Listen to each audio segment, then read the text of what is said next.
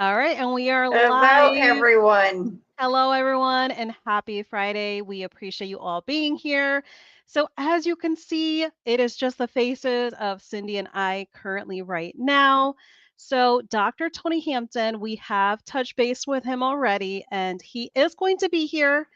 But as you know, the profession of a doctor definitely it can put a damper when you have other things scheduled, which is absolutely okay. But he will most definitely be here. He is just going to run just a little bit late, but as I said, that is certainly okay with us. But I do have anyone that has asked any questions already, I do have those marked on this end. So we'll be sure to get to your questions. So let's go ahead and just address some in the chat over here. So here we have Robin, Carnivorous Grandma.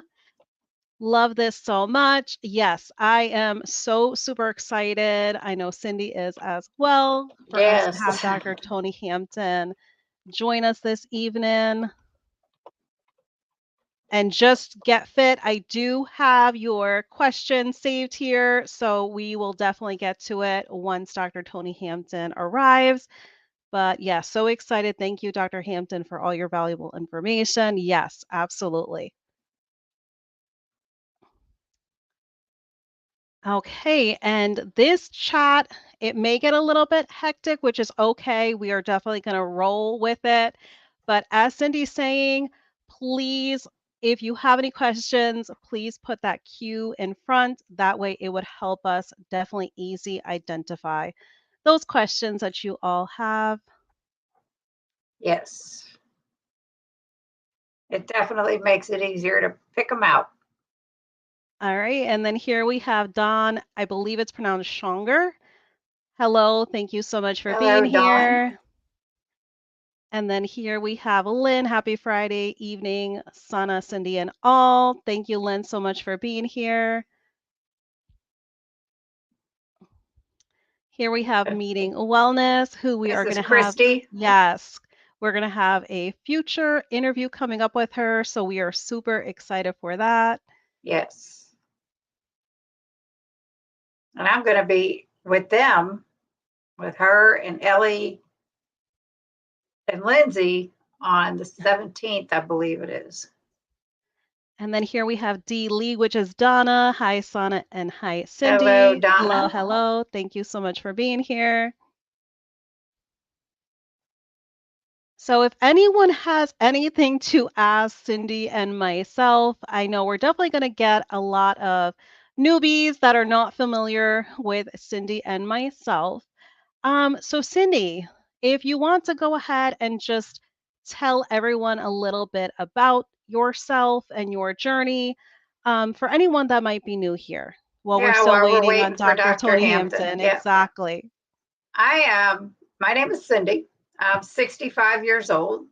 I started keto 3 years ago and 2 days ago. It was my 3-year ketoversary a couple days ago. I am down 100 pounds. I have actually 100 and what did I tell you, 130 from my highest ever. But since starting keto, about 104, 105. I have reversed the pre-diabetes. I have gotten off blood pressure medicine after about 50 something years being on them. Hey, Dustin. And, I just feel good. I better than I have in my 30s, 40s. I have 2 sons that are in their 40s and 6 grandchildren. And whew, it's been a chore. But it's been great. I go more towards ketovore. Most of my meals are carnivore with the exception of keto chow. And yeah, that will stay in my diet for sure. And yeah, that's about it in a nutshell. That's pretty consolidated. What about you, Sana? Yes, I will address Dustin as well. Dustin, thank you so much for being here, listening in while you are multitasking with some shopping. Here we have Donna saying, yeah, Cindy, she's giving you some thumbs Thank up and some you. applause. And then here, Lynn is telling you, happy Ketoversary, Cindy, you rock. Thank you, Lynn. She absolutely does. But yes, so I was 4 years keto as of January of this year. I did have some hindrances on keto. So this is nothing against keto because my family, my two children, one is going to be 7 in about 4.5 months now. And I have one that's going to be turning 15 the end of October, as well as my husband. They still continue on with keto. So 4 months from now, they're going to be 5 years keto. But unfortunately, keto was no longer working for me. I did have some hindrances on keto. So I did make the decision because anything that you're on with the way of eating that's available in this community, such as keto, ketovore, carnivore, it is all proper human diet. We have to keep that in mind. So no one is doing any which way um, incorrectly or that they're not doing the best way of eating. All of those ways of eating are the best. So I did not have any problems at all switching to carnivore. I was okay with that. It was something I personally needed, as well as my body, my mentality had needed. So, just kind of in a nutshell, I will be hitting 9 months carnivore Sunday. So, October 1st will be my 9 months. And I am currently down 109 pounds total between my keto, carnivore journeys combined. So, I'm super excited for that. But I have been able to heal so many different things. I had back pain, hip pain, thigh pain. I had heel spurs that were causing me limited mobility, that I could hardly even leave the house without limping. So many different things. I had IBS, which is irritable bowel syndrome, which also kept me like a prisoner in my house. So thankfully, I was able to basically heal all of that. So I know we are mentioning how much we have lost in terms of the weight.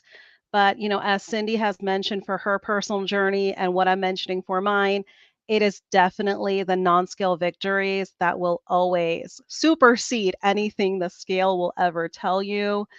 So I feel that that was like the best for me was the healing, to be able to walk normally, to be able to not have IBS symptoms that kept me a prisoner in my house. You can never have any number on the scale make me satisfied more than the healing that I've experienced these almost 9 months now. I forgot. Oh, 7 years was on the 11th of this month. Congratulations. That is amazing. The time really does go That's by fast. awesome, Wouldn't you Dustin. agree, Cindy? It does fly. It's like when I started keto, my sister got me started, but I knew it was going to be a forever thing. So I was ready. My mindset was there. My why is in place, and that's my husband, because keeping him on track with his type 1 diabetes is more than anything. I mean, he's type 1 and his A1C is better than it's ever been. And that's my biggest reason, not to mention my own health. But he's definitely it. He's got other things going on that, yeah, that make me stay that way. Oh, thank you so much, Lynn. You are definitely a good spokesperson for healing with this way of eating, Sana. And that is what I mention it so much as far as the healing, just as Cindy does, because we want some to realize, especially the ones that are newbies to this way of eating, Mhm. whether they choose keto, carnivore, ketovore, think back, to some of our journeys, the scale is not always going to tell us what we want to see. That does not necessarily mean that you are not healing.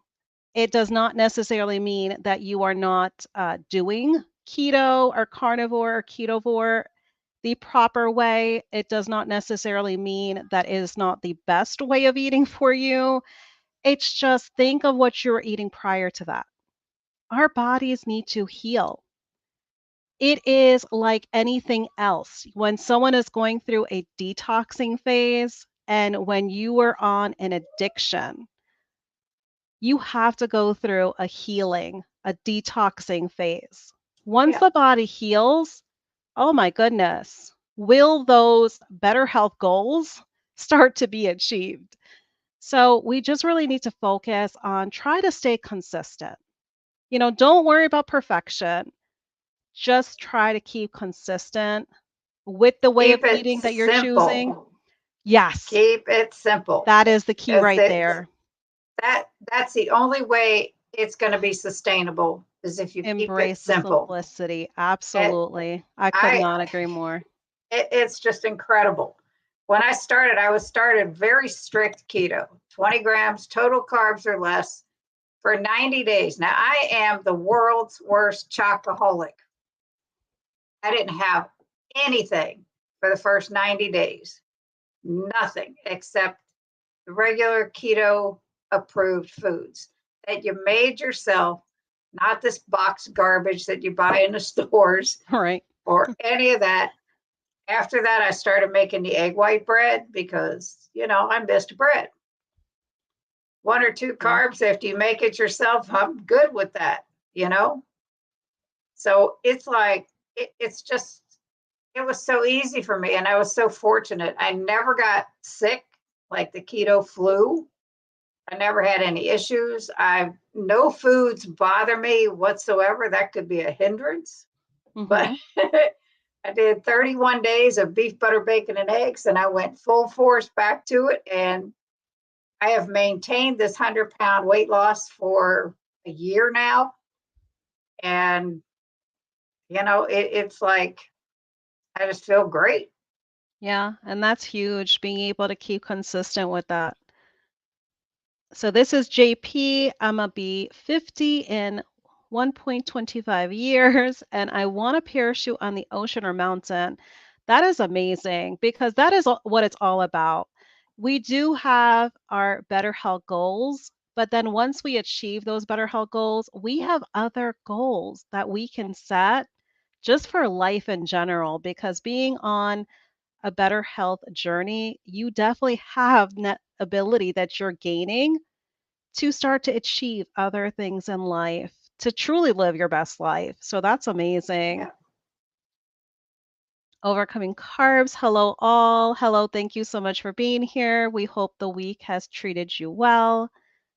So, Dustin is saying when I started, net carbs was the way, total carbs was crazy. Yes, because the net carbs, let's think back to where the net carbs were coming from. That was coming from the marketing, and that is what made keto get into people's minds. So, in a way, it's kind of like a catch 22. It had its benefit, but then it also had its downfall, that it was able to get people to be aware of keto. It's just necessarily the net carbs allow them to eat more of the processed keto items versus the real food. Carnivore dog sitter Becky, hello, hello. Thank you so much for being here. Hi, Becky. She's And going to we be on also, too. yes, we'll also be having Becky on. What is for dinner? So, Cindy, you want to go ahead and go first? This is easy. Nothing. Now Nothing. you see why I Water. let Cindy go first. Water. So Cindy is intermittent fasting, so that is why she's having Oh, nothing I but do just that every water. day. Yes. So for me, I have not ate as of yet, but I did sear up some picanha, so I'm super, super excited for that. I simply just quickly seasoned it on one of my breaks at work. I do work from home, so that's why I have that little bit of advantage that I was able to just season it really quickly. And I seared it up literally before coming on the computer. Cindy, you're Thank you, getting some Donna. applause from Donna here for maintaining.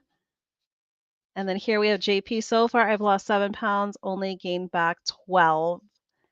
Well, that's the way it goes sometimes. And if you are paying attention to the scale, put that scale away. Try to take measurements. The measurements will usually never fail you when it comes to those non-scale victories. Right. So here we have Robin. I have an event tonight, but wanted to say I will be back to watch the replay. Awesome. Thank you so Thank you, much. We Robin. I certainly just subbed appreciate to your you. channel too. Looking onto big parachutes. Well, definitely be careful with that. It's not something I could do. Could you ever go parachuting, Cindy? No, I'd love to go for a helicopter ride, but I'm not jumping out of anything. No. So, in that way, JP, you are more adventurous and a risk taker than us.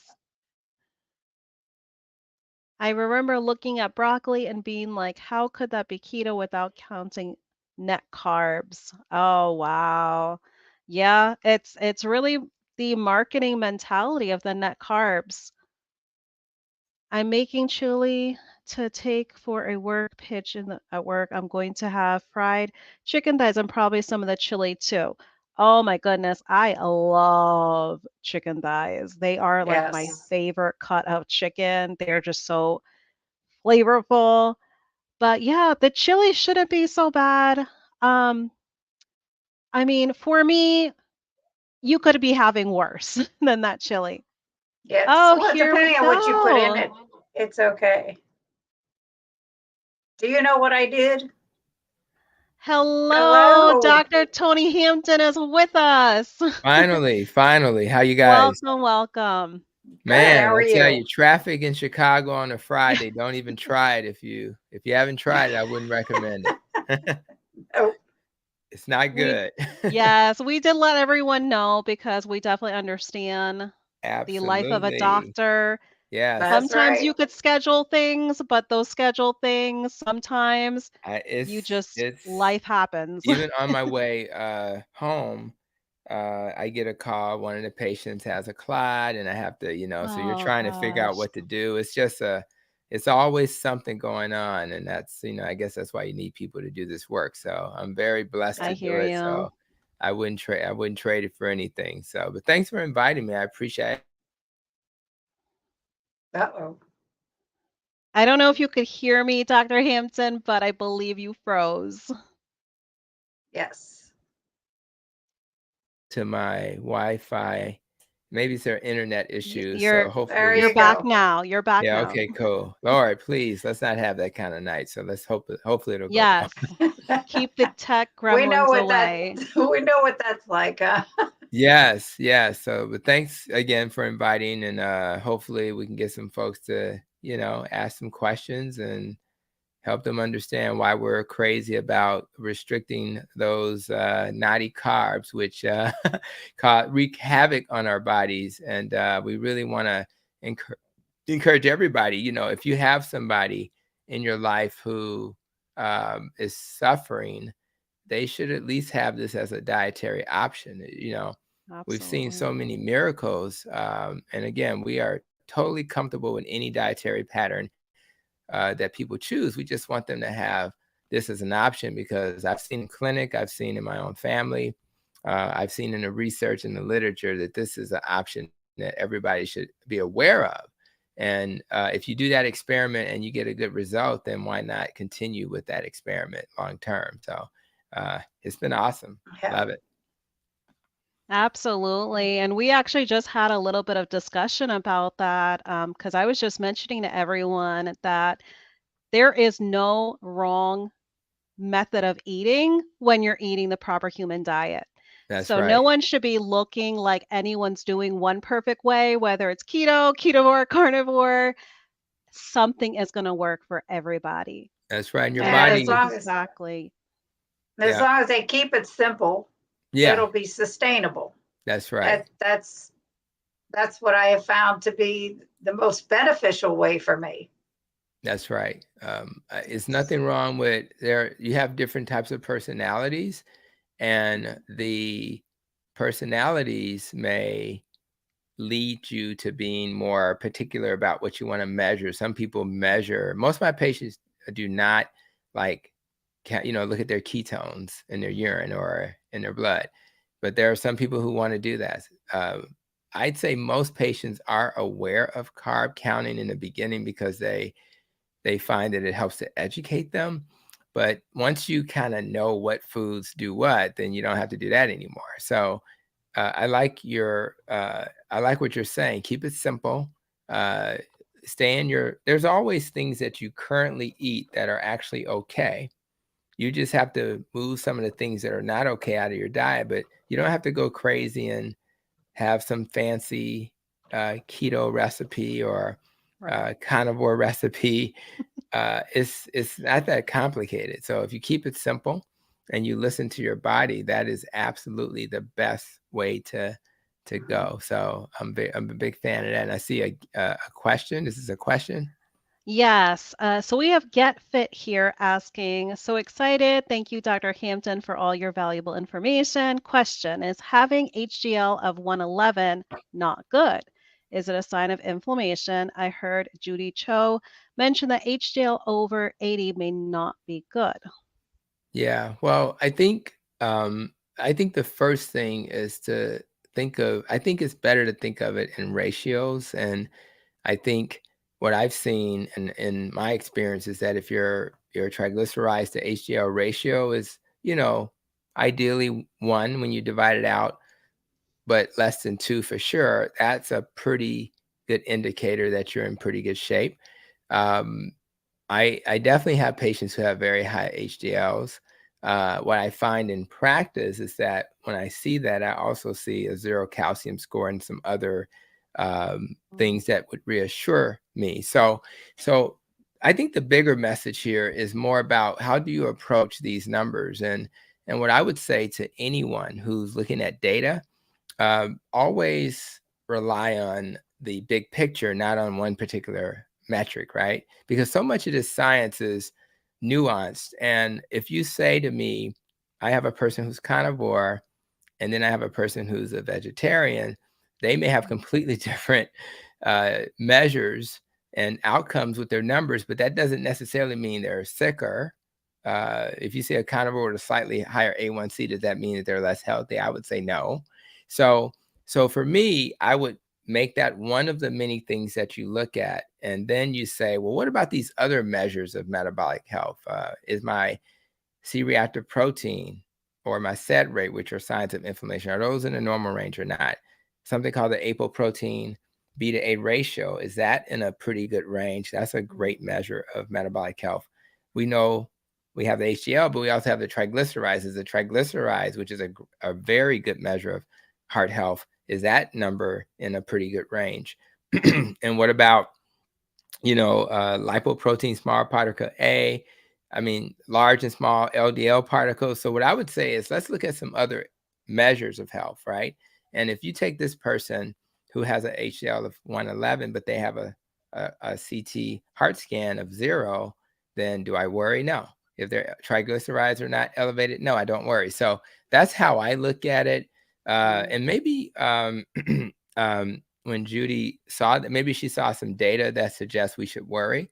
See, the body is very funny. It doesn't like too much of anything sometimes. So maybe at extreme levels, there are incidences where maybe that's an issue. I have personally not seen that yet, but I absolutely think we need to probably maybe find out what resource you use to make that comment. But I bet you there's some data out there that would suggest that. But if the big picture is okay, I really wouldn't worry about it. Awesome. Here we have Mary Ann. Does inflammation have something to do with your diet? Yes, I know Mary Ann actually, and shout out to Mary Ann and her husband, who I know both of them, and I appreciate them, just taking the time to do this, right? I mean, they could be watching Netflix, they could be watching Suits on Netflix. I mean, wouldn't that be more fun? I can't compete with that show. Especially on a But Friday night, right? amen. And I'll be doing something like that when I finish with this live stream with my wife, right? But at the end of the day, Mary, and you say this to your husband too, is absolutely one of the many things that can increase inflammation. And so we believe in the low carb, keto, and carnivore community that one of the best diets for inflammation to reduce it is this type of diet, because one of the things that happens with uh, a high carb diet is you have increased um, influx of macrophages. You have something called glycation. All that extra sugar is literally like gum sticking to things and causing inflammation. And your body sends macrophages and other inflammatory substances to those areas. So when you have too much insulin, you then have too much inflammation. Macrophages kick in, leading to that. Just like the inflammation you see when you hit your toe, it's the swelling and all of that stuff, all these inflammatory cells. And if you do that in your arteries, you're going to increase your risk for a lot of those vascular diseases like heart attack and stroke. In your kidneys, you can have kidney failure eventually. So if you start with your diet, that's a great place to start. Then you say, that great husband you have, is he getting on my nerves or not? And if he is, we're going to fix that. and tell him I said it, give him a hug when you talk to him. But at the end of the day, you want to have healthy relationships. You want to make sure that your stress level is reasonable. You want to make sure if you don't have control of your stress, let's figure out how to do that. They have apps out there like Calm that can help with stress. People meditate. Sometimes you just listen to affirmations. Sleep is so critical, right? So if you don't get enough sleep, you try to maximize that. I've written articles with the diet doctor about ways to improve your sleep. And obviously, if you exercise, you should, but don't over exercise. Don't exercise to the point where it creates stress. So you want to think about all of those factors. But if you start with diet, that's a good place to start. Now, that does not mean that low fat, vegetarian diets are not less inflammatory than the standard American diet. I would argue any diet is better than the standard American diet. But many of us who were in a plant-based world and then shifted to more of an animal, we found that we felt better, and we learned of things that can harm you in a plant diet, like anti-nutrients and things like that irritate people. In my particular case, it irritated my gut, and my gut was not happy. So long answer to a short question, but hope that helps, Mary. Awesome. Great information. So here we have Christy meeting wellness. I've got an appointment to get blood work in 2 weeks. I have no prior blood work numbers.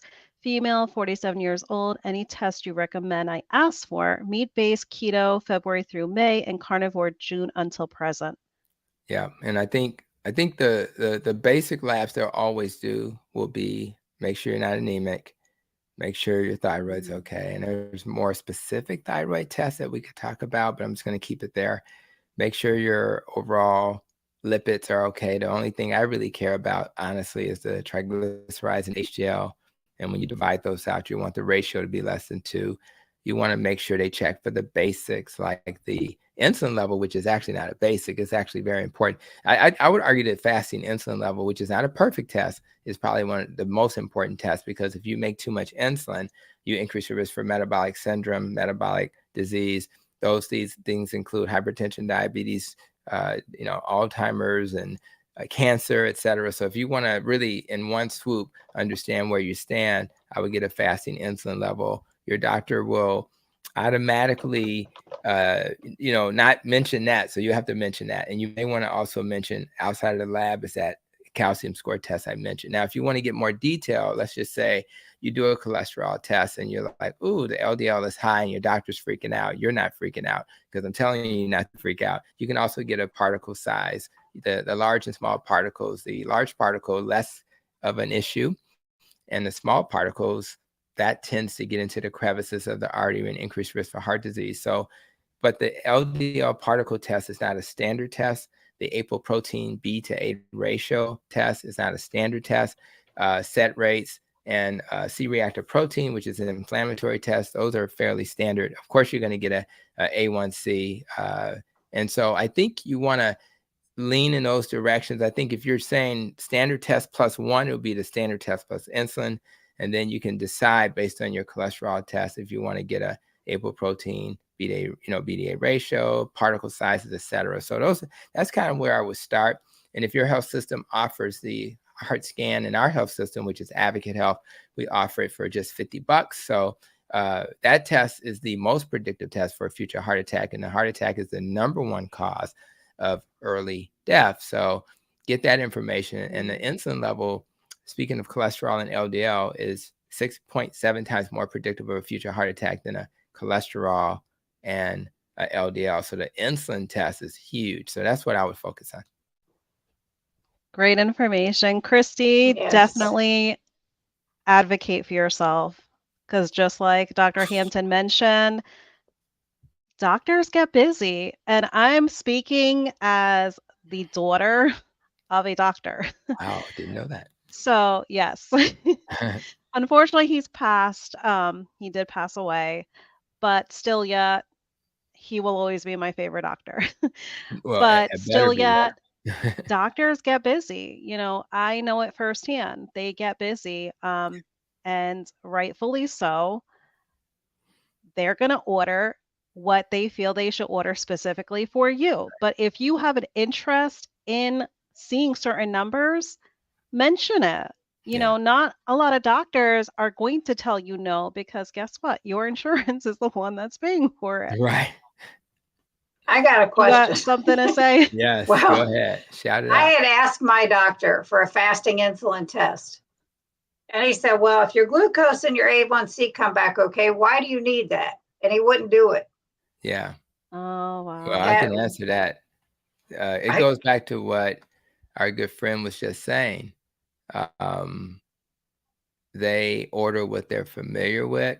Mhm. And most doctors in conventional training, and I certainly didn't get this training about insulin, would not know what's kind of obvious to most of us when you think about it. So if I have a pancreas, and for everybody checking us out, right under your left rib, right?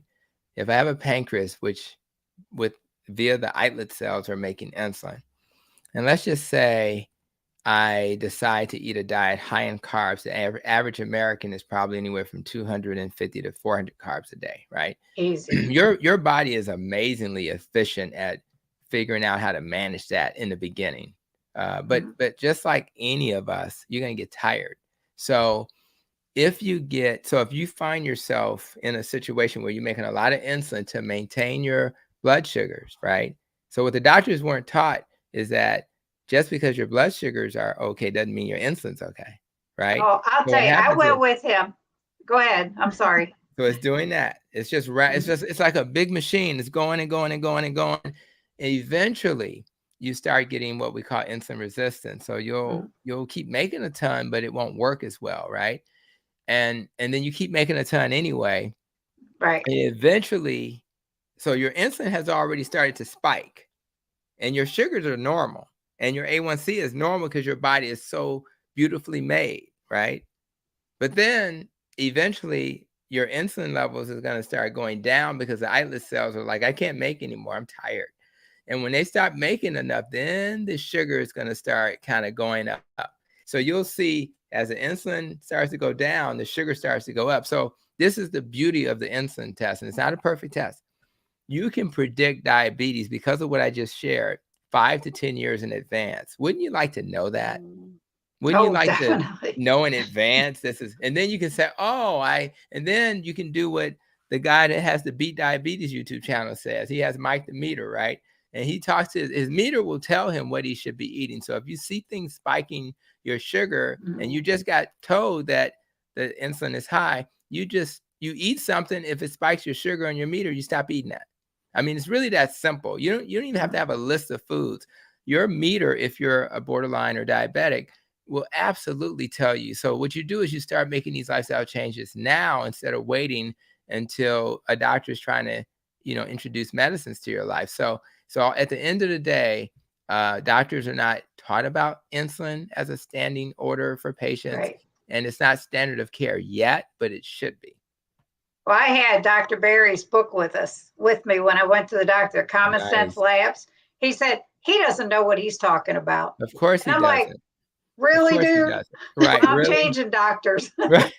Well, and that's I it. And am. I'm we try changing. to work with your doctor until they show that they're not working with you. Like this is a collaborative relationship. So Mhm. if I'm in a collaborative relationship with partners, I need you to hear me and I need to be able to hear you. And then we compromise, right? Right.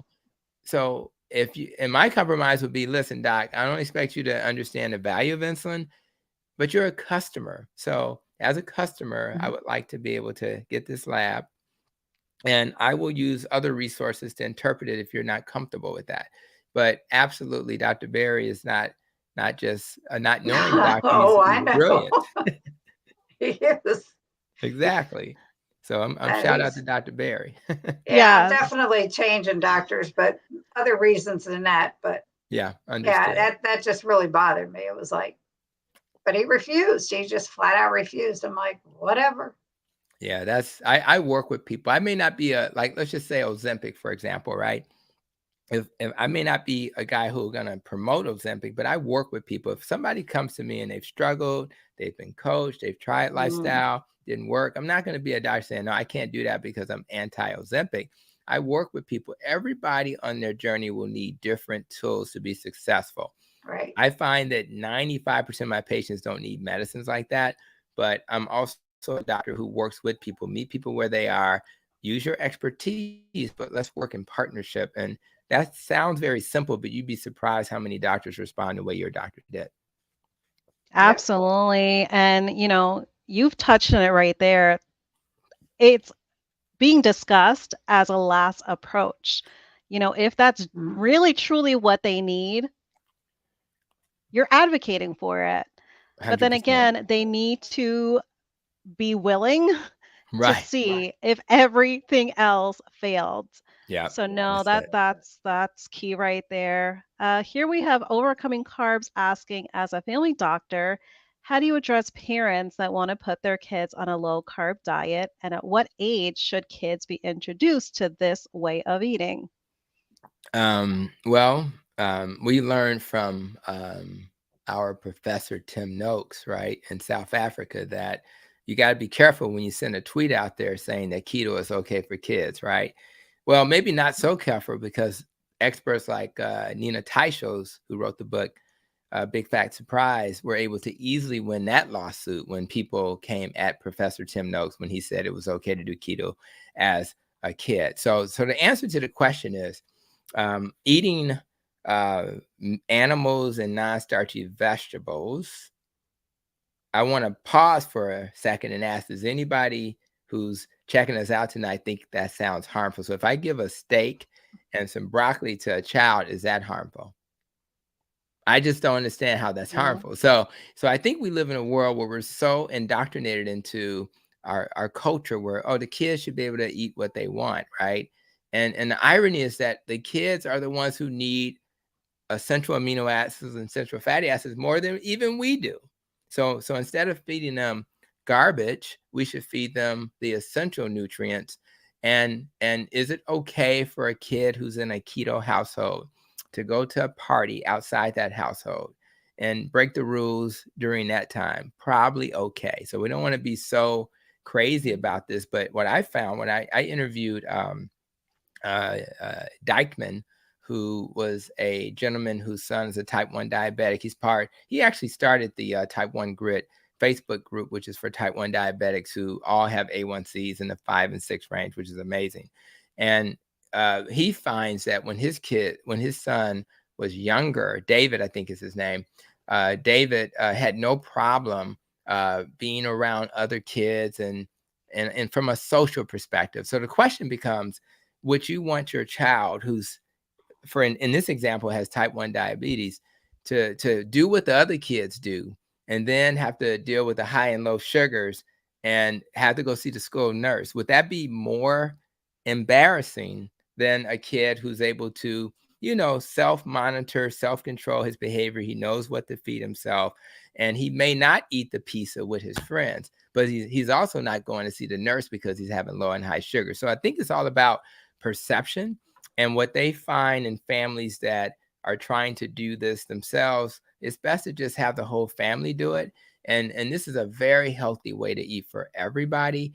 But you don't have to be as, kids are resilient, so they may have a little bit more wiggle room. They're not the ones with the diabetes and things like that. So, but just as a simple answer, there's no reason why a child can't do keto, low carb, or any of those dietary patterns, because they're just eating the, as Dr. Kinberry would say, the proper human diet. So it's totally okay.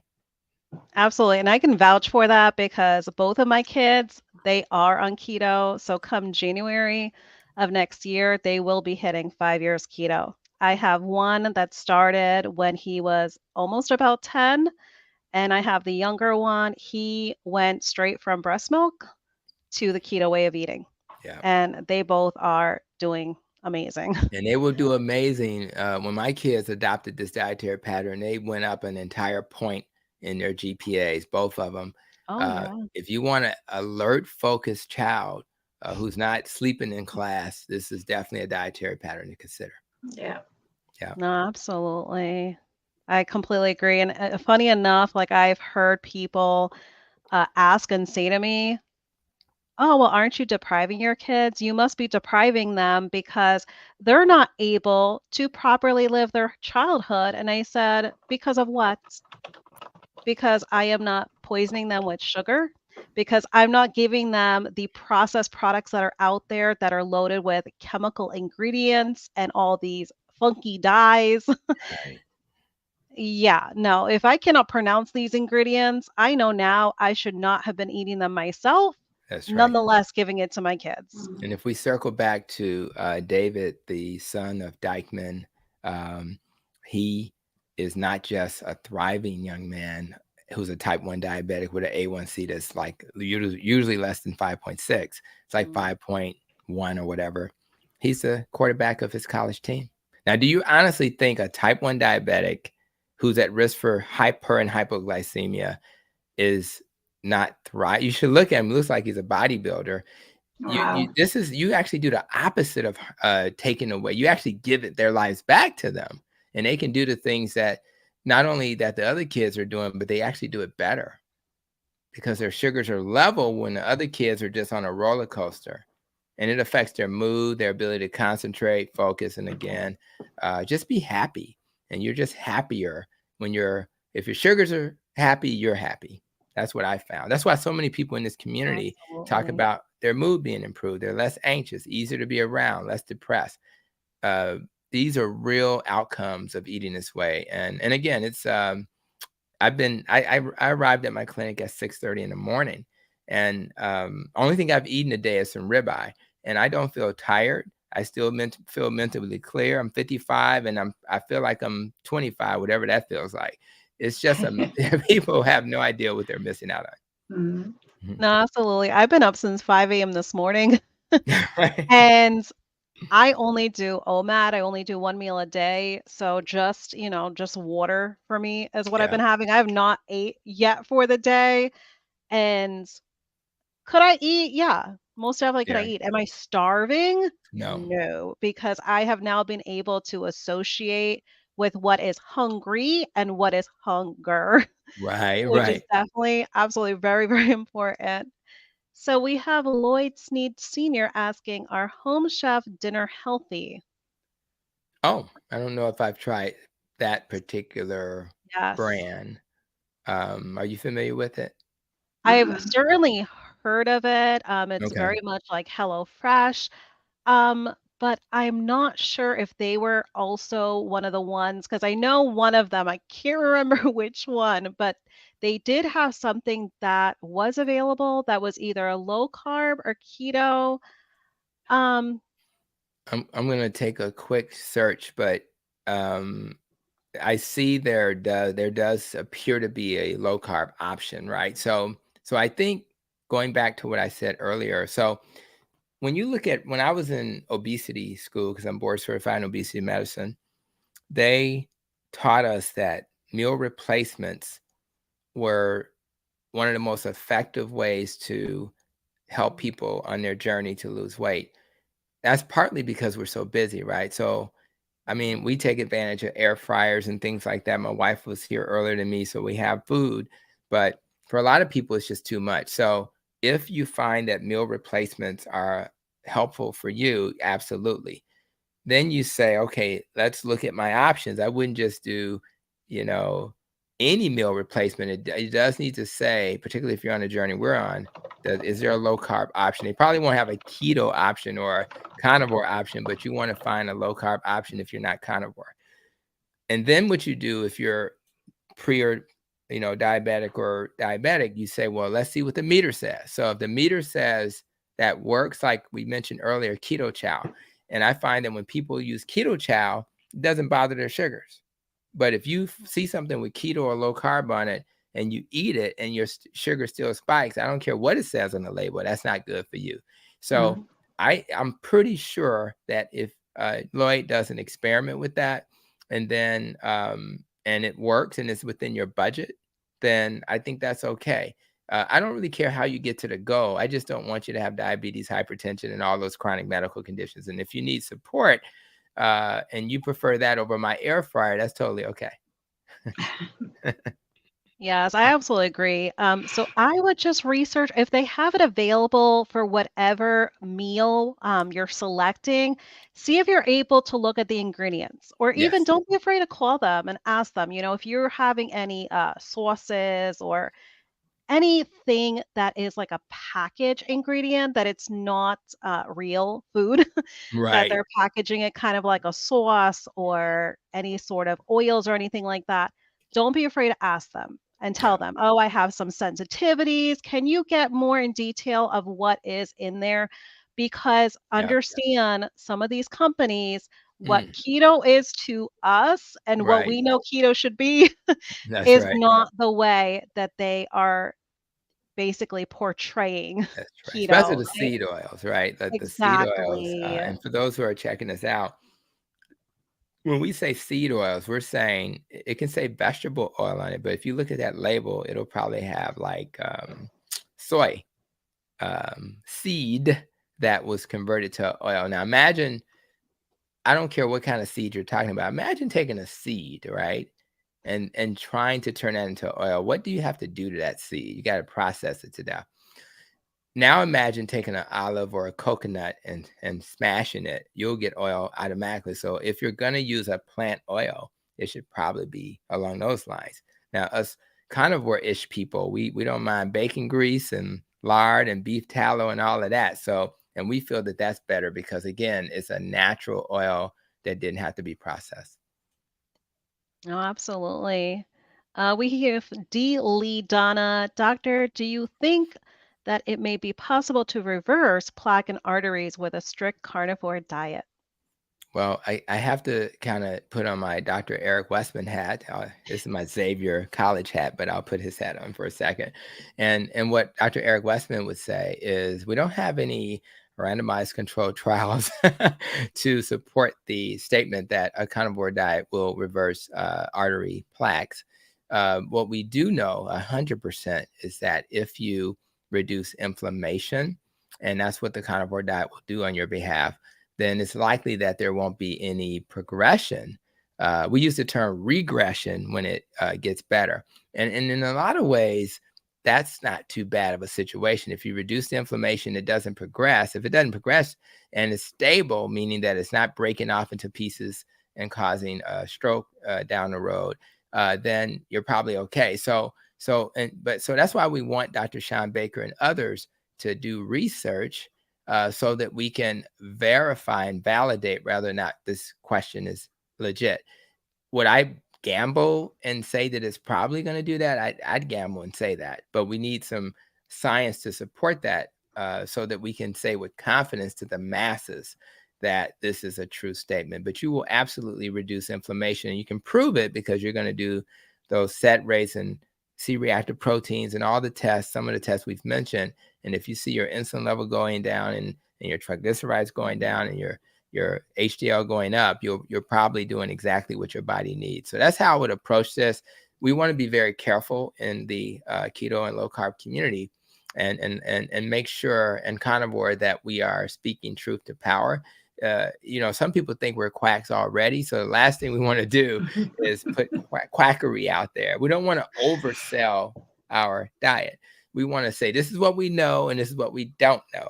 And the thing that, so what, and if you go, like they just had the documentary, I did a video on my YouTube channel in the Blue Zones, it's okay to say there are centenarians, people who live to 100. These are things that they do that increases their chances of having a long life. But what you don't want to do, which is why I made the video, is to say they are plant-based communities when they're not. That's just a ridiculous statement to say that the Blue Zones are basically plant-based when they're eating a ton of pig and a ton of other types of animals. So I just want us to live in a world where a carnivore and a vegan can sit at the same table and talk about things with honesty and be okay that their way is not the only way, and get rid of these everybody eats plants on Mondays and Fridays, like in New York with the babies, right? The babies can't eat meat, because if we flipped it the other way, we would think that would be ridiculous. We would say, how dare.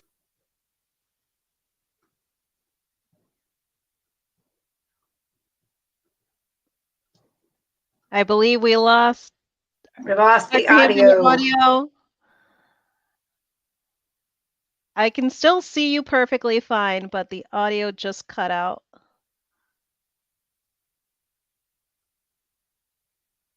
Ooh, hear me? There, Yep, there you there are. you are. Okay, I tell you, this technology. I've had some issues with StreamYard lately with my mic and stuff, so I don't know what's going on. So yeah, so I think at the end of the day, you want people to be able to make choices about what they think is best for them, and no logical person would disagree with that. Like, it's okay to, that's so funny. It's okay to have an opinion about what you find based on your research is best for most humans, but it is disingenuous for you to suggest that that's the only way that everybody has to eat. And I don't want everybody to be a carnivore. I don't want everybody to be keto or low carb, and I certainly don't want everybody to be a vegan or a vegetarian. So let's figure out what's best for you. No, absolutely. And I also feel, within this community that should be proper human diet, I feel like there is a lot of separation between the keto folks, ketovore folks, and the carnivore folks. But then again, we are supposed to be one proper human diet community. Right. But then again, there still is separation. And, I've even mentioned this on one of my videos before. I don't have anything against any vegans. Just me being carnivore. Carnivore is what I had to do for me. As long as no one comes at me with any negativity because I'm choosing to do carnivore, everybody got to do for them. It's That's right. everybody's individual life. What you choose to do for your life, you and yours, got nothing to do with me. I No gotta doubt do about me and let everybody do them. Well, that's like when we started these lives, we said right off the bat, it doesn't matter how you eat. We're in this for everybody to do what they've got to do for themselves. And there wasn't going to be the negativity about keto versus carnivore or whatever, because it's crazy. Yeah. No, It's just absolutely. crazy. It's It can childish, be. is what it is. Here we have Adventures of Hope and Andy RV Life. So this is also Mission Keto. They do have this RV Life channel as well. But Nice. here they are asking, what do you recommend to folks that have been on long stalls? And hello, everyone. Yeah. So the first thing is, let's not, we got to be careful what we're measuring and how we're determining what success looks like, right? And what is a stall? Sometimes, particularly with carnivore, a stall has a little to do with I'm still losing fat, but I can't tell because I'm gaining muscle. So the first thing is, am I actually stalling in terms of my progress? And what I would say is, if you are exercising with your carnivore keto journey, you may be just gaining some muscle finally. And so all these metabolic changes are occurring. The next thing I would say is, you got to make sure it's clean. So when people come to me and they're struggling a little bit, I always make sure I tend to do total carbs. So we're talking about low carb and keto now.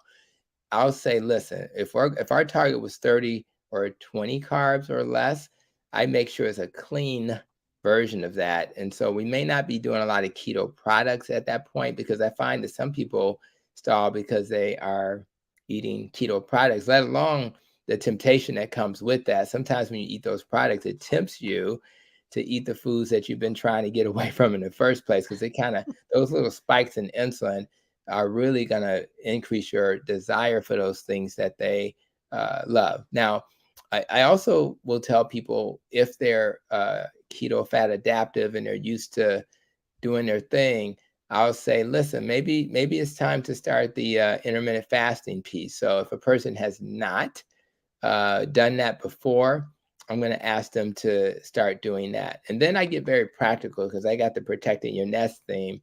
And I say, okay, what's up with the nest? The E is for exercise. I say, don't over exercise, because over exercise is stressful. I say the S is for sleep and stress. So I'll say, let's look at the sleep and stress piece, so that we can make sure that you're getting adequate sleep and that your stress is not creating any problems. So I guess, those are the types of things. I also refer people to resources. I know Amy Berger has a book, about weight loss stalls, right? And so Amy Berger's book, she's also the person that wrote the book about dementia, Alzheimer's Antidote. I would actually refer them to resources, just to kind of, because a lot of this is problem solving, but those are the things that kind of come to mind right away. No, very good information. I'm the same way. Measure everything. Everything is data, not just the scale alone. So if you're only measuring the scale Yeah, as the, tell all be all that you have a long stall, are you measuring, do you have more better health goals that you're trying to reach that you have not been able to reach them? that's right. Measure everything. Everything. Yes, Everything. absolutely everything. So I'm going to get to this one first here, because it is a super chat for you, Dr. Hampton. So Yeah. $20 from Homestead House. So this is Carrie, I believe. Yes, Carrie is Love what you amazing. are doing. Yes, Dr. Hampton, life changer. I have a big family gathering tomorrow, and I often encounter skepticism or curiosity about my choice to follow a carnivore way of eating. What's a polite yet informative way to respond? Wow. Yeah. Well, I think, Carrie, first of all, everybody should go to carnivoredietmovie.com and support the work Carrie is doing. He just happened to be gifted with movie making skills. He's probably going to make us all better YouTubers. So I really appreciate his skill set in that field. But so what I've always done in the past, because I love my mom and she makes the best dressing in the world. And she's like, you can just have a little, right? But for me, a little can lead to a very unhappy belly. So, so they've seen your transformation. I think Carrie's lost. I mean, I saw his before and after picture, so it's got to be 100 pounds. I mean, or something close to that. So I would focus on your story, and so when people come to you and say, "Man, I don't know that that's a good idea, Carrie," your answer is, "Man, I've never felt this good ever." I know that on your channel you talk a little bit about your mood and how there was I think I've even seen you put in front of you a whole like bag of medicine, like a container. I mean, literally looked like there was 20 things on it. And I think you keep that near where you record, because you want to remind yourself and others of where you've been. And so you say things like, I've never had more energy. I've never had more mental clarity. I've never had, to not have to worry about taking medicines every day and the side effects that come with it. And what I find is, when you tell your story, most people will kind of lighten up and say, man, I do have concerns about saturated fat and all these things I've heard about, but man, if you're doing that well, I think I'm going to have to stop pushing. And you may even want to mention, if you've had labs to reflect the change, you may say, even the labs I've done suggested I'm moving in the right direction. So that's how I would handle this, because I think it's very important that if we personalize it, and then we say to people, wouldn't it be nice, if people were allowed to do their own experiment and find out what's best for them? If they need more information, well, the American Heart Association, the American Diabetes Association, and the Endocrine Society, they all have endorsed at least keto and low carb. And you say, well, this is a form of keto and low carb. And I went to the extreme because what they found, particularly for the situation you were in, that they have that study, keto for refractory mental illness. I would go to my phone and say keto for refractory mental illness. And instead of pulling up the study in that setting, you may want to pull up the image, and the image will say that 100% had improvement in there. This was depression, bipolar, and schizophrenia, and it would be more in the depression. 100% had improved symptoms. 96% had weight loss. 46% were in remission before they left the hospital. Now, do you understand when a person goes to the hospital with depression, they're not likely to be in remission. They may be better. They were on the verge of suicide, and they left the hospital in remission, meaning that the symptoms went away. And then another, like nearly 50% were on less medicines when they left the hospital. So I would pull up that study and say, this is who I want to be. And in that study, they were doing keto, but that's essentially most people, in fact, Dr. Georgia Ede, who is one of the authors, Dr. Eric Westman also, but Dr. Georgia Ede, who's one of the main authors, she's a carnivore too. And she's a psychiatrist who trained at Harvard. So, I mean, at some point you got to say it's all about what's happening to my body. But if you want some data, I got something for you. So you got this, my friend. Absolutely. And I can be testimony to that because I did suffer from clinical severe anxiety, depression. I was in a very deep, dark place, and I come out fully transparent to people that it was so bad that, yes, I was suicidal. And just like you're saying, Dr. Hampton, I don't consider myself healed. I am still a work in progress every single day. Every single day, even though I will never question suicide ever again because I know that I now have perspective that I should have had before. But then again, every single day that I do choose to live, Yeah. I'm still a work in progress every single day. And critically important for everybody to understand that people don't like the term reverse. And one of the reasons why I don't like reverse is because Yes. if you go back to the standard American diet, this stuff comes back. If I go back to the standard American diet, my irritable bowel is coming back. So if you're gonna have this amazing benefit, it's important to know that it'll probably be a lifestyle change forever. Mm. However, with the right support, and part of that support is this community. When I was asked to come to this interview and question and answer, why did I not hesitate? I didn't hesitate because this is a grassroots effort. And if we all don't participate, somebody's family member will succumb to some so-called chronic medical condition that they never needed to have.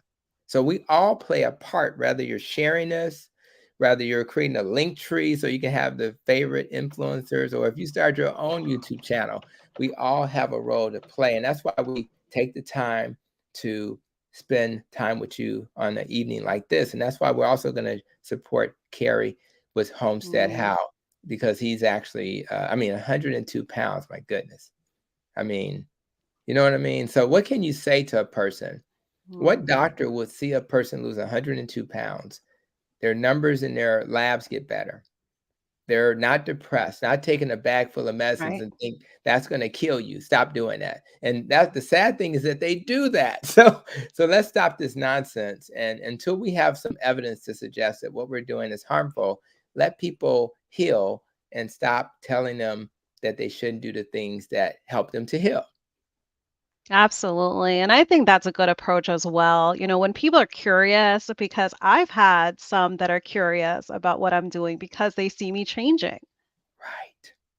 They see, oh, I wonder what she's Mhm. doing. I lightly explain I'm doing carnivore currently right now. Yeah. Yeah. And that simply means I'm just on a meat-based way of eating. I don't use the word diet. I say I'm on a meat-based way of eating. That's right. And I focus on what has healed. I don't tell them what they have to do That's right. because not everyone's going to be interested in the same kind of meats. No, There's definitely a lot of variety when it comes to carnivore. But for me, I think it's more important instead of telling people what they have to do, that's right. focus on what they can heal and just That's say, oh, like Carrie, for example, I'm down 102 pounds eating this way. I was able to heal XYZ. Can you right. believe this? That's right. That's why I Mhm. choose to eat this way. Don't come across, oh, I'm doing carnivore. That's Carnivore is right. the best. You're eating poison, you're eating garbage. No, we have to come across people with a delicate approach. Right. Yeah. We cannot, make it seem like we're part of like a CULT That's right. mentality. That's right. We have to tread lightly with people. It's going to make people more so ask more questions to you That's later on. You right. might overwhelm them at first, that they might just be like, oh, okay, thanks for telling me. That's But right. guess what? That person's going to have an aha moment where they're going to be like, you know what?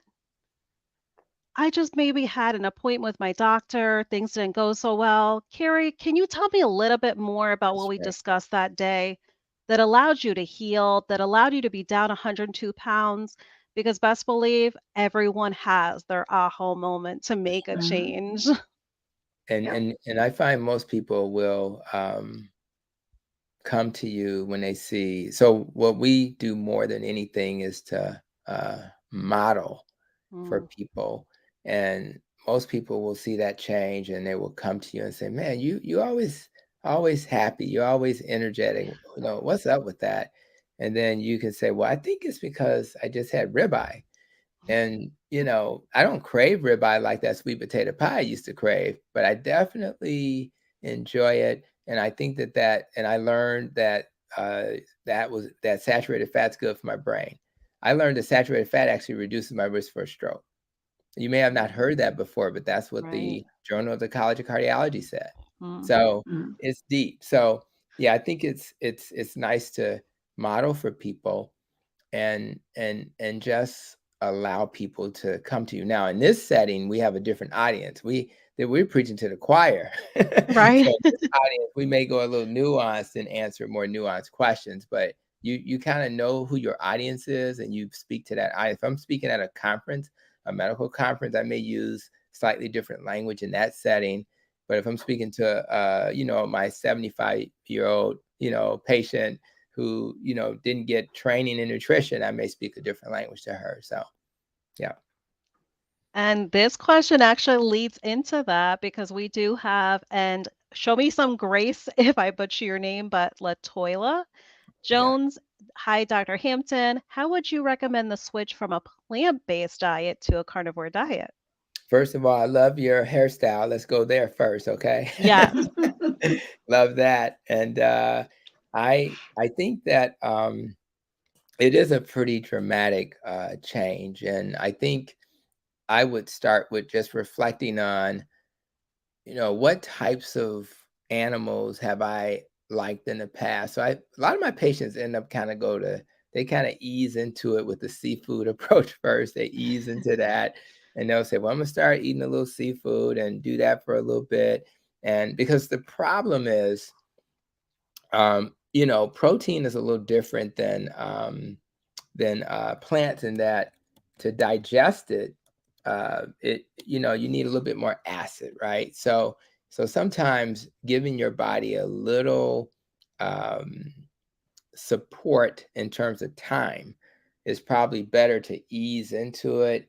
Now, don't get me wrong. I have plenty of patients who do a 360 and they just go head, first into it. But I think if you want to go from that. You got to kind of get used to the textures. When I was a vegetarian, because I was a vegetarian for about 7, 8 years, I was eating Impossible. I don't even know what they were called back then, but they were like the equivalent of a Impossible burger or Beyond Meat burger. And so my brain was kind of used to that texture. And so it didn't like freak me out. It didn't seem gross to me when I started to switch. But so I think I would start with like seafood. And then as you start to eat protein, kind of test your stomach and say, if I eat, 5 ounces of steak, for example, is that tolerable? If you find that it's not, then you may want to do one or two things. Just take more time to ease into it. And some people literally buy supplements. You can actually go to Amazon and buy like acid supplements to help you digest, to add more acid to your diet. But do I see that happen often? Not really, because most of my patients find that that transition is fairly smooth. So I would just kind of ease in that way. I don't have to deal with this question a lot, but that's how I would kind of overall approach it. Yeah, and we applaud you for considering because, that could be for some, it's not so easy to Yeah, self-assess right. to make a change, especially depending how long she's been plant-based. It's a big change. And also why, I did it because going back to the blue zones, I thought the blue zones were the gold standard of longevity. And I found that they weren't really just plant-based. Mm, I thought the China study was the gold standard of nutrition. And I found it was just they did a lot of leaps of faith with that research. For example, uh, they use in mice casein, which is like milk protein, mm, and when they gave it to the mice, right, they found that there was an increased risk for cancer. And but then they said, oh, since casein is a animal protein source, then all animal protein must cause cancer. So that's a leap of faith. That's not science, and that's just absolutely untrue. So once I learned that the things I relied on, like the blue zones information, the um, the um, the information from the China study, and I found that the some of the authors, like Dr. Joel Furman, who is well known in the plant-based community, that they were disingenuous. Some of them were doing studies and not putting out the correct data. They were actually literally mm, for the lack of better words, lying about the data. I mhm, said, man, you can't trust people. You need to, mhm, and then when you look at studies, it needs to be a quality study. It can't be these observational studies where we observe things and then we make some kind of conclusion. You can't do that. And when I started looking at the data that was correct, I found that it was not a plant-based diet that was optimal. It was more of an animal-based diet. So, and you'll find that if you search, I think Healthline did it. If you just search Healthline, time to end the fat, they look at all the low carb and low fat studies and compare them, and there's no comparison. The low carb studies win. And then when you look at, or you can do it, look at the Public Health Collaborative. If you search that, low carb versus low fat, it's not even close. I mean, it's almost laughable that they would even compare the two. So we already know which diets are the best, particularly for weight loss. But it's important that people understand that this whole low carb keto stuff is more than just weight loss. This is not a mhm, fad diet. This is a diet that has been proven in scientific studies to work. This is not no short-term diet. Dr. Eric Westman's been doing low carb and keto since 2002, and he's still doing it, and people are doing. Nobody's, falling off the map. So this diet is good for so many things that it's a long list. And I think people who are checking us out need to understand this is not just about weight loss. I've never had a weight problem my whole life. I did it because I had a stomach problem. And I have mm, patients who are doing it because they have lupus, some autoimmune disease. And then I got patients who are doing it because they have, mental health issues. And they're doing it for that reason, particularly carnivore. And then I have people with neurodegenerative diseases. Maybe they have epilepsy and things like that, and they're doing it. Some people are doing it because they got keto for cancer. So listen, the benefits are beyond comparison. So if you want to get return on investment, and have something that you can do that's one big intervention that can make the biggest difference in your life. I cannot think of anything other than this that will do that. No, great information. And I agree. That's awesome. I'm kind of a little hesitant to read certain studies now Right. because recently, with a lot of studies, it's not like what it used to be. The way everyone, you know, all these years ago when Right. keto, low carb was around, it was not a market. It was not saturated Right. with everybody trying to have their basically hand in the cookie jar. Right. So sometimes when you follow the paper trail with certain studies, you discover, oh, okay, so and so company was the one that conducted this study because Mhm. possibly they have a personal interest to sway the study to their favor. So I think, watch YouTube videos for ones in the community like Dr. Tony Hampton, like Dr. Ken Berry, like Dr. Westman. Um, Getting information from a source like this, we are so fortunate. And I see the little logo here for YouTube. So you are on YouTube. So, yes, I like to revert to the YouTube videos to get Yeah. the information because you're also able to get other things done around your house as you're Yeah. listening to the YouTube video. You can multitask. It's You're a not having trust to but be verify. glued. Yes, Trust you're not but having to be verify. necessarily glued to that electronic, but absolutely, you're Yeah. hearing it straight from a reliable source, That's right. and you can't get any better than that. And then when you do your own little experiment, you'll find that you'll do really well. So absolutely agree with all of that. So Brenda Foley's asking, will he be at Ketopalooza? Yay. The answer is So will I. oh, well, I can't wait to officially, shake your hand officially in person. Yes. When I spoke at Keto Orlando, it was really nice, and I just kind of talked about how I kind of got from where I am to this whole carnivore thing, what kind of led to it. When I spoke for the Symposium for Metabolic Health, that was in August this year, I talked about how carnivores and vegans can live in harmony. So that was an interesting conversation. Yes. But at Keto Palooza, and I'll actually be preparing my slides probably this weekend.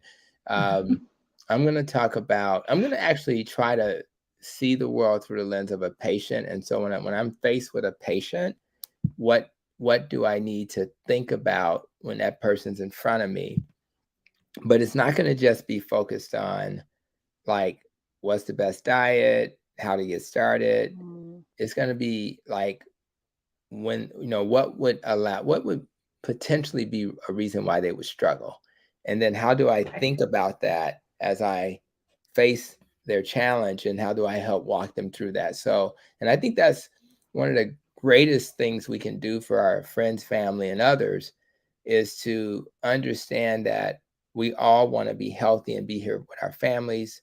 We all want to thrive and be successful, but when we struggle, we don't want to struggle, but mhm, there's a root cause. And so our job as friends, family, and me as a clinician is to walk with people when they struggle, tell them, give them grace and say it's okay to struggle. In fact, you should expect it.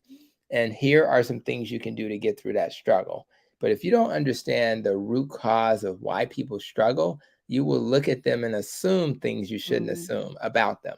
Mm. And so my job is to remove all of this messaging around. You just gotta, I mean, this is not, I'm not Barry Sanders. I'm not just trying to get the guys to play a little harder this weekend when they play, right? And good luck with this weekend because it's going to be tough. It's really about you saying to that player, man, I noticed that you were, having a hard time getting up to that speed. Is there something, what's mm, going on? The next thing you know, oh, it's something going on my knee. And oh, by the way, and then you say, well, let's fix your knee. Oh, I noticed that your quads are weaker on the left and the right. Let's get a TENS unit on that quad and strengthen it. And then maybe we have to understand the root cause. And that's my mm. job as a clinician. That's your job as a family member or a friend of someone you know. So that's how I approach this.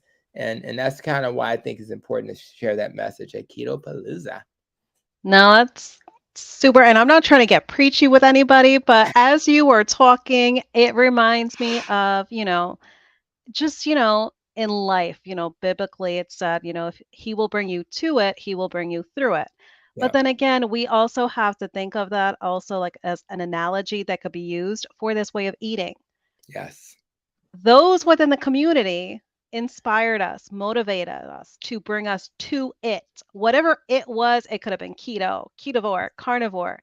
But what do you truly need to get you through it? And that's going to be different for all of us to keep us Yes. consistent, not to be perfect, not to achieve Right. perfection, but to keep us consistent. So that's going to be huge.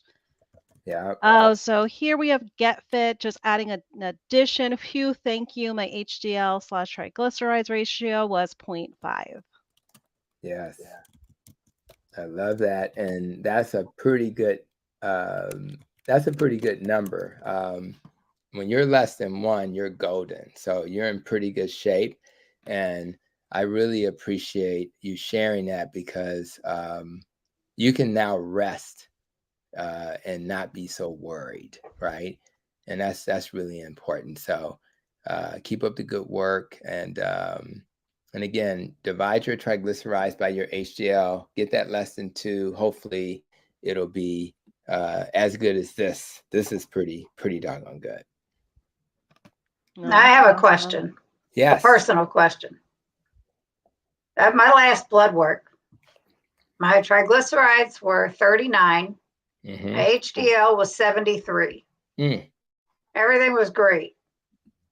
I had a CAC score done, a CAC test in June of 2022. 5,552.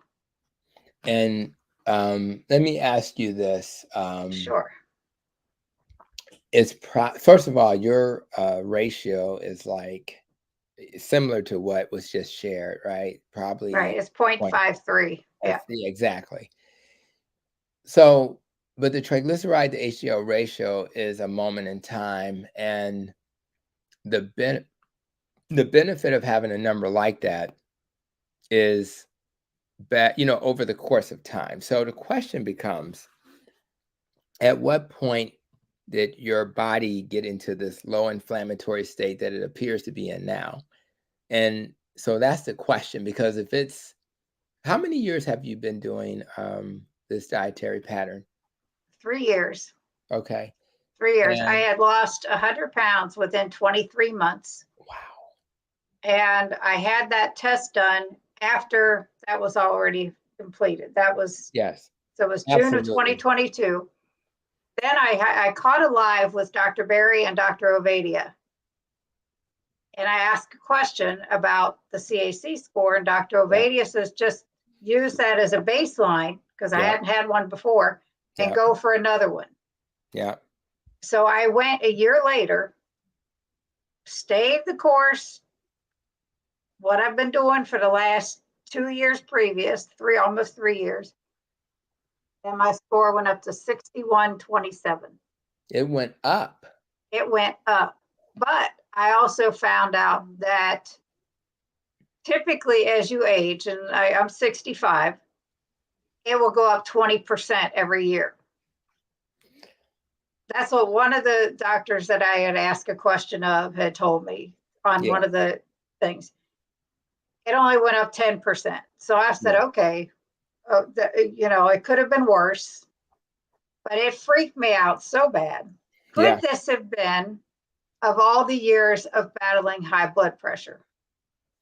Yeah. Could that be the cause of it? I would say, based on what we know, that is the answer, that it was your previous history, because when you have high blood pressure, high blood pressure is a insulin resistance problem, because if you have hyperinsulinemia, there's a couple of things that are going to happen. Number one, you're going to have insulin resistance. And when you have insulin resistance, that's going to then make it very difficult for your endothelial cells, which are the cells that line your arteries, to make nitric oxide. Nitric oxide is what opens up your arteries and make them dilate. So number one, you're going to have constricted arteries because you're not making nitric oxide. Number two, the hyperinsulinemia is going to lead to a couple of things. One is going to disrupt your calcium channels, and that's going to cause constriction. It's going to lead to retention of salt in the kidneys. That's going to increase the volume of fluid in your arteries. And going back to what I mentioned earlier, it's going to lead to inflammation. So macrophages are going to go into those arteries and cause inflammation, all of which are going to lead to hypertension. So all of that over the course of years is what leads to your body saying, I'm trying to fix that. So and the biggest mistake we make about cholesterol is that cholesterol is there to do repair work. They're like the fire trucks. So they're supposed to go to the house and put out the fire. They're supposed to tuck point the brick house instead of not stucco the brick house. If the house is inflamed too much, it may stucco the house, and now all of a sudden you have a brick house that looks like a stucco house. So over the years, because of the hyperinsulinemic state you were probably in, you have built up the mortar around your arteries and stuccoed what should have been a brick artery, right? Now, once you have that mortar on the wall of the house, it may be easier for things to stick to it because you've already put that there. But having reduced the inflammation, I still predict that eventually you're going to start to see, as you've seen a slowdown, you should see a stabilization where it doesn't continue to progress.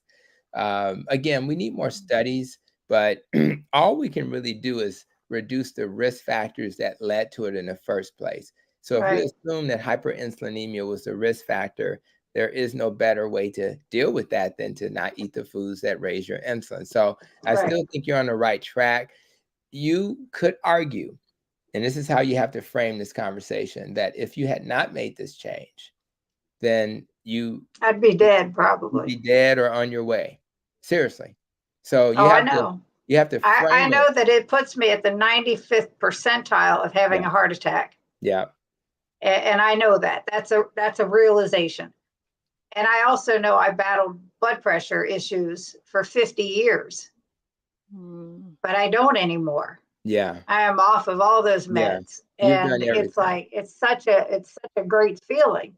And I feel good. It doesn't matter. But I won't have another one of those tests done. That's right. And because I absolutely freaked out. Oh yeah, it'll freak you out. You need data, and we talked about that earlier, but you have to put it in the context of your big picture, right? Right. So in the context of your big picture, you're in a pretty good place. And I still believe that 10 years from now, 15, 20 years from now, we're going to be having this conversation with you on the live stream. So I'm gonna hold you to that. That's right. You heard it, Sana. And all you in the chat, you're my witnesses. Lots of witnesses. Okay. But yeah, that has been like, and I kind of figured it's the blood pressure thing that caused it all those years of. You could argue diabetes it's such a dangerous thing. Yeah. Diabetes may be the worst thing for heart disease, but hypertension is right there. And I've never had diabetes. When I first started keto, I asked my doctor to check my A1C. When I first started, I was at 269.9 pounds. I had never had my A1C checked, and it was 5.8. Within months, it was down to 5.4. Wow. My last blood work, about 6 months ago, it was 5.1. Okay. So, I'm like, everything else is good except that daggone CAC score. Yeah, but you're going to be okay. Mm-hmm. Yeah, I'm just happy you found it in the nick of time. Yeah. Yes. My husband probably is too. So my friends, we are going to take one more question, and then we are going to have this come to a close, because the benefit of doing this way of eating is to be out there living our best lives, not to be stuck all night behind our electronics. But we have Mike asking, are you seeing new patients? I am in northwest suburbs of Chicago, and I want to have a GP that promotes correct nutrition. Absolutely. And again, another stellar image of a follower, and I appreciate that. Yeah, I'm still, my panel is not closed yet. I am Awesome. south in the city. What a lot of people who have patients all over the place, what they'll do is they'll do a face-to-face, and then they may do some virtual visits for convenience also. So that's what I would recommend. So the answer is absolutely. And I'm with Advocate Health. So if you search my name, Dr. Tony Hampton, Advocate Health, you'll find my office on the south side, and you should be able to look into that. So not a problem at all. I'm moving to Chicago. I get out of here. That's So because of that here's an promise I just update. made. I'm in Schaumburg, and I can Yes. easily travel if needed. Yeah, that's not too bad. Yeah. I mean, it took me forever. That's why I was late. I mean, it takes forever to go anywhere, but yeah, so it wouldn't be a big deal. Absolutely. Very, very cool. Well, He's coming to everyone, Kentucky, though, so I'll see you next yes. weekend. That'll work. I'll be there for sure. I can't wait for that. Yes. Well, we absolutely want to thank everyone for being here, because for this being a Friday night, you can certainly be doing anything with your time. But the fact that you gave a little piece of that Friday night to spend with us, we certainly appreciate each and every one of you for being We here. sure do. And a huge thank you to our guest, Dr. Tony Hampton. Cindy has been linking his channel throughout the live stream. So go ahead, if you have not showed him some love in the form of a sub, please go ahead and do so. You will not be disappointed.